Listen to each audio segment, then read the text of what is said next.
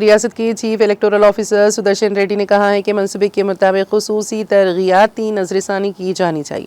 جمعہ کو election commission کے دفتر سے خصوصی ترغیبی نظر ثانی پر تمام اضلاع کے انتخابی افسران کے ساتھ ایڈیشنل سی ای او لوکیش کمار کے ساتھ ایک ویڈیو کانفرنس منعقد کی گئی۔ اس موقع پر انہوں نے کہا کہ پلان کے مطابق ووٹر رجسٹر پر خصوصی ترغیباتی نظر ثانی کی جائے۔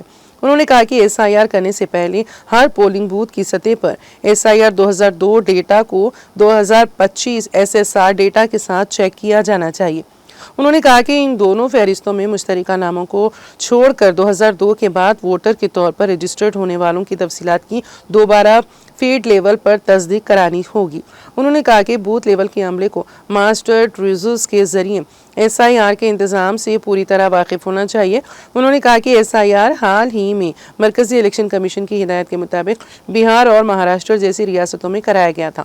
انہوں نے کہا کہ ہر اسمبلی حلقے میں ریٹرننگ آفیسر، اے ای آر او، نائب تحصیلدار، بی ایل او اور نگرانوں کے ساتھ باقاعدگی سے میٹنگیں کی جائیں اور ہر روز ٹارگیٹ مقرر کیے بغیر ایس آئی آر کو مکمل کرنے کے لیے سرگرمیاں تیار کی جائیں۔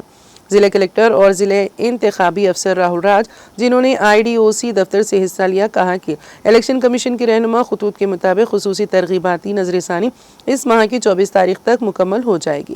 اس میٹنگ میں ایڈیشنل کلکٹر ناگیش، میدک نرساپور کے آر ڈی او رما دیوی، مہیپال ریڈی، الیکشن ڈپارٹمنٹ کے سپروائزرز اور عملہ و دیگر نے شرکت کی۔